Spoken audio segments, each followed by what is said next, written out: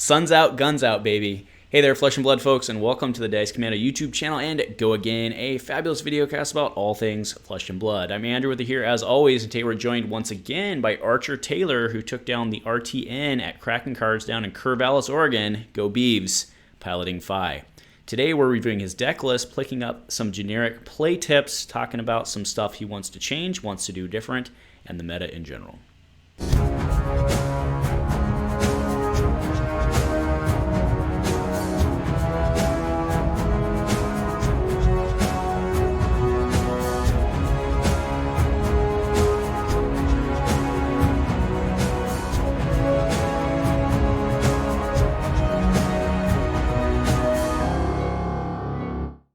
A huge shout out to our channel members for supporting what we do here. If you want to get involved with the channel and the Dice Commando community, please consider joining as a channel member.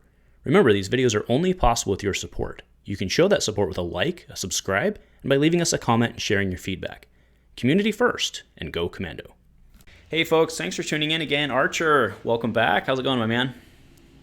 Well, how are you doing? Good. We can see the cat in the background. Remind us again the cat's name. Her name is Trashy. She's Trashy, doing her that's right. Classic gargoyle impression right now. That's right. So it is like 100 degrees here, and Archer and I, we didn't plan it, but we both got the shoulders out. So that's a win. So, but yeah, man. So congrats again on another big win. You had a RtN win, which means you've got a Nationals invite. So are you headed on a jet plane out to the Carolinas? I want to. It's a little difficult right now. It's kind of expensive because I guess there's like a Panthers game that same weekend. I don't know who wants to go see the Panthers play football, but I guess it's making everything else expensive. But I'll try to swing it if I can justify it. Nice. Well, maybe you have to hawk your gold foil. What gold foil did you get? There weren't gold foils for the RtNs. Gold foils. Yeah. Okay. Sorry. So I got just the gold foil Icelander. A CF Icelander. Oh, that'll do. Mm-hmm. All right. Well, what we're going to do today is run through his list, which you guys can already see over there. So yeah, let's start with that because that's what the kids care about. And then you said you want to make some changes and stuff. So I'll just turn it over to you and take us away. Yeah. So what we can see from like a lot of the lists that did really well over in Utrecht is that like the kind of core Fai is kind of starting to be established. Things like the red belittles, all of the red starters, the blaze headlings, just good value. Mounting anger was in a lot of lists also. That stuff's like seems really, really standard. But I wanted to like talk about things that I thought were like really, really, really good on the day. The energy potion was like a last minute addition. And I love that card. I was goldfishing some Kano the morning prior to the tournament, and I was just like, man, energy potion's so good. So I decided to throw in 3 and play 2 in most matchups. And I ended up playing against a bunch of disruptive Guardian. So like I had an Oldham opponent who like biting galed me, and I was able to respond by popping the energy potion to pay for it. And I fought through some other disruption as well, and it's just like really, really versatile. I played against 6 Guardians at Kraken. There was not a Prism to be seen. Of the 5 Guardians in attendance, 4 of them made top 8, 2 Oldham, 2 Bravos. And I played against all of them. And the energy potion was really helpful because sometimes the Guardians come at you with an attack that's disruptive enough that you have to block, and you're not going to have a turn. So energy potion allows you to be proactive while still having an off turn, right? I see. So you don't need go again. You're not playing 3 power or less attacks. You just slam the energy potion down arsenal card. You save some life by blocking with 2 cards or something, and then you're set up to be able to push further. And so I really liked it for that tempo positive type of gameplay. Okay, that's good info. That's really, yeah. I was wondering how you got that down, whether you were just like boom, boom, boom. So that makes sense. So you're basically using it, and you said you were playing 2 in most matchups. What matchups were you not using? I mean, just like the mirror and stuff, you were not using it in, or? Yeah, I didn't play the mirror, but I didn't play it versus the Briar. I played round 1. and I plan to not bring it in versus in the mirror, Mhm. just because you don't really have time to set those up. Like you can Sure. high roll if you go turn 0, you can get it down, but I don't think I would. I think I might play in main deck going forward, but it's not really the focus. It's just a blue in that case. Sure. All right. Well, let me ask you. So you ran a CNC and a race face full boat of the, or I should say, full suite of those. Are those mostly Prism poppers, or I mean, I imagine a race face you're using probably against Guardian in some cases. Yeah. So the plan was CNC versus Lexi because Lexi is terrifying as an aggro deck, and it allows you to have a frostbite block with your whole hand and or like most of your hand and have a decent like kind of mid-rangey 2 card hand. And still like force them to interact with you because Lexi, you have to get cards out of their hand. Mm-hmm. Otherwise you're just gonna get locked down. And then I would also bring the CNCs in versus Droma if I played any of them, because the race face doesn't do anything versus them, um, or like significantly. And then the race faces for I in hindsight, I probably wouldn't have brought them in the mirror, but or versus Viscera, I probably only bring them versus Prism, which is why they might be a cut. I'm not really sure. They're very good versus Prism though. They're poppers and they're relevant on hit. Mm-hmm. So how about Thaw? That was something absent from your list. Did you? Well, it sounds like you didn't miss it. But yeah, what's your thought there? So I tested Thaw. It's it's pretty low impact. It's really hard to get it's really hard to get out of your hand. To like just cast it for a vanilla 2 for 6.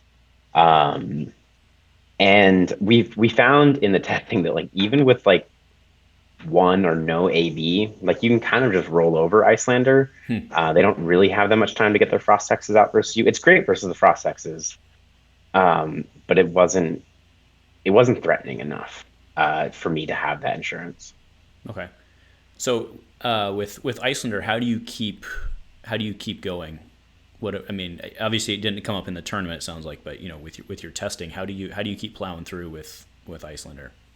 You be patient. Energy Potion's great in that matchup as well, because it just lets you bank resources for a future turn to fight through the disruption. Belittle's like insane in that matchup.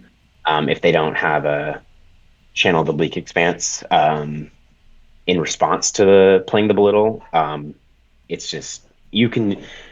They usually, unless they get a channel out, they usually don't tax you more than like 2 resources on your turn. So getting that extra blue is like money. Mm-hmm. Okay, and then I think one of the probably not the last, but one of the other questions I have is Rising Resentment versus Brand with Cinderclaw. So you were on a heavier Brand mix than you were on Rising. Was that because of Snatch trying to make that a Draconic? Yeah, it's there's like edge cases where the Brand can give things buffs with Spreading Flames. Mm-hmm. And like a Snatch for 5 is pretty nutty. And it was just a decision I made. The Rising Resentment hit effect is like pretty low impact. I find it didn't really come up that much in my testing, because all your stuff is slow low to the ground anyway. And you're usually like starting the turn with your Mounting Anger or your Belittle, the things that cost. So I in my new version, I'm playing Yellow Rising Resentments, but it's a super flexible slot. I just found getting the effect without needing the hit was more relevant. Like being able to plan my entire turn without relying on the hit was more comfortable. Or I don't know if that's the right word. Okay. And then I was asked by somebody after I posted the recent video going through the comparisons, we looked at your list the first time. I was asked by somebody if I thought that Fai was competitively viable without a full suite of Art of Wars. What's your take on that? Hard. Art of War's like really, really, really good in the deck. Probably still like competitively viable at like an armory level. But you'd be hard pressed to beat like really serious players at like a more serious level tournament. Art of War is just one of those cards that like you kind of you you're playing towards those multipliers and those big turns. And then as we saw on the last weekend, the new Blossom of Spring Stubbies Lynx combo, like that's entirely built around those multipliers and getting those off efficiently and early. Sure. All right. So any other? Oh, you wanted to talk about Lava Vein. Yeah. So my personal favorite card, I got this inspiration from a Discord user who won an RtN pretty early on. I think they named their list White Rice Fai, and they have changed their name on Discord to match that. But the idea with the yellows is that when you're playing with Shuko, which is not in every matchup, but I was playing with Shuko a lot because I was playing against Guardians. Um, the yellow, it can be a red with that Shuko buff. Um, if you're only getting one Phoenix Flame out. So it's like offensively, they're pretty similar to a red. They pitch better. They pitch for swing, sword swing, uh, at minimum, right? So that's really good. They're always worth 3 with the sword swing. And they specifically Lava Vein Loyalty blocked for 3, which is you just need a critical mass of these block 3s because 5 defend so poorly. But you need it like aggro, like people who say like aggro, like I'll just play a bunch of no blocks in an aggro deck and it's fine, I just won't ever block. Like that's just not how that works. You Mm-hmm. have to block at some point in the game, or you can just high roll and win, but like that doesn't happen every game, right? Sure. And then did you? So that White Rice Fi deck, actually, that's where I had seen Flying Kick played before. I believe. I believe he was playing the blue Flying Kick. Did you test that? What made you land on Cinder Skin versus that, or did you test it at all? I never found myself casting flying kick. It was like super awkward. It's also like when you end on snatch, you kind of want to arsenal whatever you get. Mm-hmm. And flying kick is the only card you don't want to see. And I think I got that like twice in testing, and I was like, this card's garbage. I don't want this. I see. I see. But you would be okay playing a Cinder Skin. I follow from. I got it. I got it. Yeah, it's like not the worst, right? Those other blue draconic attacks are not horrible from Arsenal. Right. Okay, and then what's your take on? I know I see you're playing them both. You're playing in Flame and Flame Call, but a lot of times those two don't quite gel together, right? With like how everything works. And to that end, you are playing three Phoenix Flames. We've seen some variants out there that are only playing 2. So how is Flame Call purely just like a fire starter, like a 1 for 3 to get it out, or how often were you able to get the tutor from Flame Call? Pretty often. You if you don't if you have Phoenix Flames in the deck, I and you can't play a red first, I would Arsenal the Flame Call. It's a pretty high impact card, right? It's a 1 for 4, and then with those multipliers, it just gets even better. Mm-hmm. Um, so the In Flames, I really like those. I got the full set of the extended arts. Oh, nice. And I wanted to play him, and I was like, the idea was they're really good into Oldhim, but all my Oldhim opponents like adapted because Oldhim can't fatigue Fi reliably, because Fi is just too efficient and they don't have the tools to block out, so they have to go disruptive, and Inflame does not handle that game plan well. So Inflame's probably getting cut. It's bad early. It's really great with spreading flames in like the mid to late game, but I don't know. I'm trying out a build right now where I play 1 Phoenix Flame in most matchups, and then you play all 3 in the Flame Calls in the race matchups, because it's just all about putting out as much damage as quickly as possible. But Inflame's really underwhelming. Mm-hmm. I think I started playing 3 against my first Oldhim opponent, and the next one I cut it down to 2. Like I was adapting my sideboard as I went through the tournament. It was, yeah, it's a pretty disappointing card. Rise from the Ashes is similar, where it's like pretty disappointing to see early. A really, really, really efficient play is to Rise from the Ashes and then cast Art of War, banishing the Phoenix Flame, because the Phoenix Flame is like it's a bad card. They the more I played with these Phoenix Flame like synergy cards, they're just not. They're really bad to draw, and they're not really that high impact. So Res from Ashes is cute, but it's definitely not like key to the deck. It's definitely flexible. Yeah, I see. And then so that one you're thinking you're going to cut, and then I just remembered you had mentioned that LSS has an error on their website. You were only running 2 tomes, so they have Yep. you had 3, but you were only running 2 tomes. So just note that for those of you taking notes, Yeah, this is 81 cards on the Fab website. So it's just an addition. But yeah, 3 tomes is some people like it. If you draw 2, like you can't arsenal it. It's like a super risky card to arsenal. Because you can just get stuck there. And it's like really hard to play off a 4-card hand unless you have like the nuts. But if you cast it, then you can usually win the game. So it's like a really like hard balance. I like 2. That worked well for me. Still lost me a game, but because you drew them with like Phoenix Flames and stuff.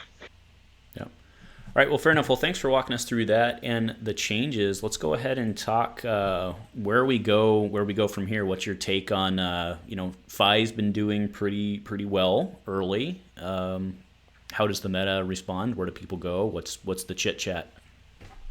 Yeah, I definitely think Fai is shaping up to be like not only the aggro deck, right? It's also like this combo deck. It reminds me a lot of Chane, where like you could like flex into this like pitch stacking late game combo thing. But the thing is, Fai can do it like turn 2. And so I don't know. I'm leaning more towards those builds, the kind of flexible sideboard builds where you play full combo and aggro matchups, and then you like play up more mid rangey in the matchups where you have to play slow. The Fai's looking hot. Already got 200 LL points. It's like I know a lot of Chane players are moving to him as well because he plays pretty similarly. He like kind of challenges you to sequence in ways that's like really hard for your opponent to deal with. Which is what I like. I like having all the options and then being able to craft something that's like difficult. Okay. But yeah, I expect a lot of representation at the next few tournaments that are going to happen in the PT. And then, so RTN season's done as of while we're shooting. Well, it'll still be done later, but it's done. Prism was 2 points short, so she's still alive and kicking. How does that? Because I think a lot of people were planning on her being gone with some of the projections they were maybe making on testing. So with her still around, how does that change things? Because she keeps Guardians down a little bit. So how's that lack of a grenade? I guess how's that all play out? Well, she was going to stick around until after the PT anyway. But for the meta moving past that, because unless she has to win one of the 4 events that's left to LL on the 30th of August. And so she doesn't, which I think is really unlikely because like Fai is really strong, Viscera is really strong, and they kind of push her out. So she's gonna be here till like Dynasty releases. I don't know. I was lamenting like the Guardian winter that was gonna come as soon as Prism LLs, but I don't know. I think Fai can handle the Guardians pretty well. I don't know. It's weird. It's weird. Everyone expected her to be gone, and now she's like looking like she probably will stick around. And I know that bumps a lot of people out because her design's kind of wacky. Okay, so let me ask you about Dromai. So I was pretty wrong about Dromai. I didn't think she was necessarily going to be competitively viable. I'm not sitting here saying she's tier 1, but she's a lot better than I thought she was going to be. So how do you see her fitting in? Maybe even if it's down the road once Illusionist goes out, or once Prism goes out, sorry. How do you see her fitting in? I mean, I was right there with you. I looked at her and I was like, oh, she seems really cool. Her design, I think her design is like way better designed or balanced than Prism's. She's still strong, right? He overwhelms you with board state. but I didn't expect her to be as good. And I don't know if she really is. And I think she might just be well represented because she's a cool character to play. And like it takes like a specific game plan to deal with her board state and like manage it. And so people maybe just got taken by surprise a little bit. But I don't know. I think she's gonna be at least tier 2, right? Like a solid mainstay. I think she counters wizards still. And Kano can kind of race her, but if Icelander ever because Icelander has a really good Guardian matchup, because you can just like set up these Frost X's and then just grind them out of the game. But then Dromai like handles Icelander really well. And so it's going to be like a really interesting balance once Prism's gone and Dromai's the only illusionist we have. I'm interested to see what it's going to look like. Mm-hmm. Yeah. And then I guess you start running Kodachis in that sideboard then, right? Start popping some flying little Ashwings. Yeah. Yeah. So cool. Well, what else are you looking forward to? Like we already talked about Road to Nationals being a 8 to 75%. I don't know. Going to try to make it happen, or not Road to Nationals. Sorry, Nationals being like a 75%. Try to make it. You are headed across the pond though, right?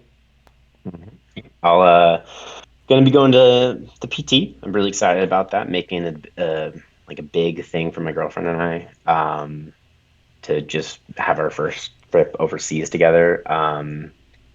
It's gonna be exciting. I have moderate expectations for myself, and if I make day 2, I'm gonna be stoked. If I win it all, you guys will never hear the end of it.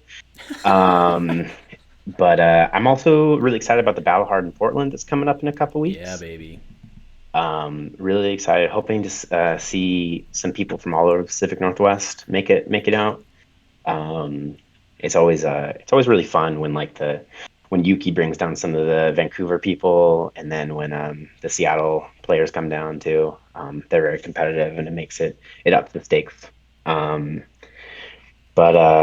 feeling confident about that. I got getting the crew ready so they can perform well.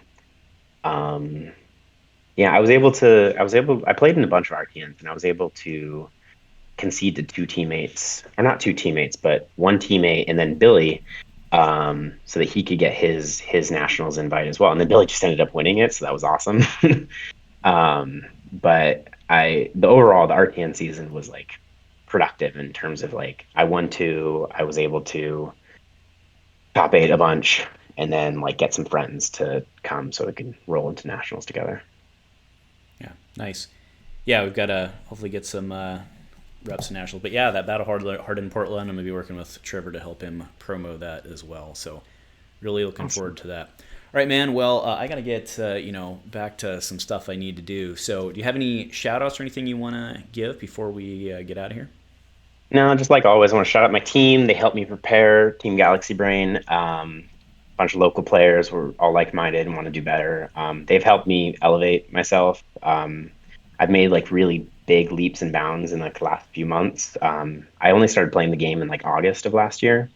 And I've put a lot of work in, and it's like kind of starting to realize. It's been really, really exciting. But they've been awesome.